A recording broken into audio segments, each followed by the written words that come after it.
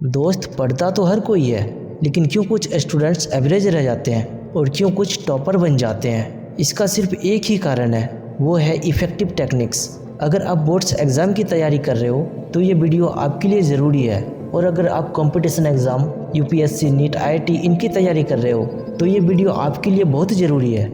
आज मैं आपको बताने वाला हूँ 4 इफ़ेक्टिव लर्निंग टेक्निक्स जो कि 99% नहीं बल्कि 100% काम करती है। तो इसलिए इस वीडियो को बिल्कुल आखिरी तक ध्यान से देखना, क्योंकि हर टेक्निक एक दूसरे से कनेक्टेड है। मुझे ये भी पता है कि सिर्फ 10% ही इस वीडियो को आखिरी तक देखेंगे, जो सच में अपने रिजल्ट को बेहतर बनाना चाहते हैं और जीवन में अपने दम पर कुछ करना चाहते हैं। अब फोकस करते लर्निंग टेक्निक्स पर। Number 1, read effectively. दोस्तों, आप में से सबसे ज़्यादा ये करते हैं, पहली बार जब भी किसी चैप्टर को पढ़ते हैं तो आपकी कोशिश होती है कि उसमें से कुछ न कुछ याद करते रहे, लेकिन ये सबसे बड़ी गलती होती है, क्योंकि जब हम पहली बार किसी चैप्टर को पढ़ते हैं तो हमेशा सारा कुछ इम्पोर्टेंट लगता है और हमारा दिमाग हर लाइन को याद करने की कोशिश में रहता है। हम सभी जानते हैं कि दिमाग की एक ही कैपेसिटी होती है और हर चैप्टर 100% इम्पोर्टेंट नहीं होता, तो हम अपने दिमाग की कैपेसिटी में सिर्फ उन चीज़ों को पढ़ लेते हैं जो शायद इम्पोर्टेंट ही नहीं हो। इसलिए पहली बार सिर्फ आपको चैप्टर पढ़ना है, उसको याद करने की कोशिश कतई न करें। दूसरी बात ये, अगर इम्पोर्टेंट चीज़ों को याद करना है तो चैप्टर याद करने से पहले प्रीवियस ईयर पेपर्स को एक बार ज़रूर देख ले, क्योंकि हर चैप्टर में सेलेक्टेड पोर्शन ऐसा होता है जो कि एग्ज़ाम पॉइंट ऑफ व्यू से सबसे ज़्यादा इम्पोर्टेंट होता है। जब आप ये कर लेंगे, उसके बाद जब आप याद करने की कोशिश करेंगे तब आपको बेहतर तरीके से भी याद होगा और साथ ही साथ अपने टाइम को भी बचा पाएंगे। Number 2, active learning.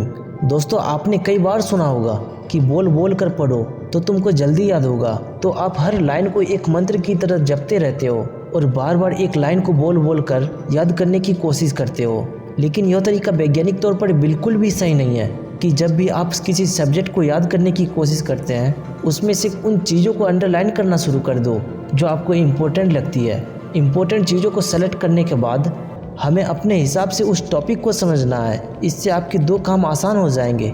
जो आपके लॉन्ग आंसर्स होते हैं उनको बहुत आराम से आप याद कर पाओगे। दूसरा, कॉम्पिटिटिव एग्ज़ाम जैसे यूपीएससी, नीट, आईआईटी, एसएससी के लिए ज़्यादा इन्फॉर्मेशन को आप लंबे समय तक याद रख पाओगे।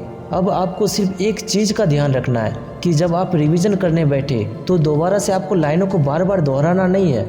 आपको अपने इम्पोर्टेंट अंडरलाइन शब्दों को देखकर अपने दिमाग में अपने हिसाब से याद करने की कोशिश करनी है।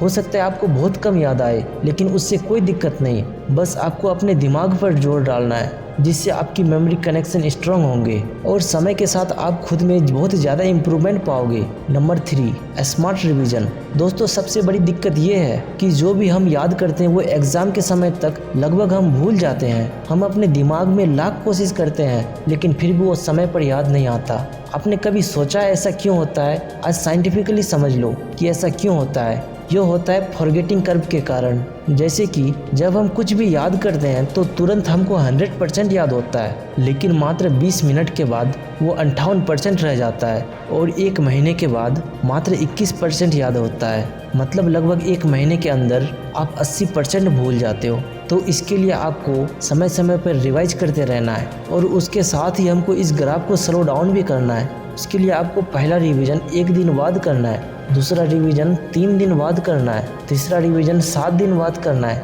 चौथा रिवीजन 15 दिन बाद करना है। ऐसा करने से आप अपने दिमाग पर जोर डालोगे और आप ज़्यादा समय तक याद करने के लिए आपके दिमाग की मसल्स और स्ट्रांग होगी और मेमोरी कनेक्शन भी आपस में बहुत तेज़ हो जाएगी। Number 4, take care of your diet and see. दोस्तों, मैटर ये नहीं करता कि आप दिन में पढ़ते हो या रात में पढ़ते हो। जब आपको अच्छा लगे, जब आपको कंफर्टेबल लगे, उस समय आप पढ़ सकते हैं, लेकिन पूरे 24 घंटे में से एक स्टूडेंट को 5 घंटे की नींद ज़रूर लेनी चाहिए। और साथ ही आप क्या खाते हैं इसका आपको बहुत अच्छे से ध्यान रखना है। ज़्यादा जंक फूड नहीं खाना है और अपने डाइट में उस खाने को इंक्लूड करें जो omega 3 fatty acids, EPA, DHA, vitamin B12 इन सब से भरपूर हो। और साथ ही रात को सोने से पहले आपको हल्का खाना है, थोड़ा पेट को खाली छोड़ना है। तो दोस्तों, ये सब है स्मार्ट तरीके। कमेंट करके बताएं कि आपको कौन सी टेक्निक सबसे पावरफुल लगी।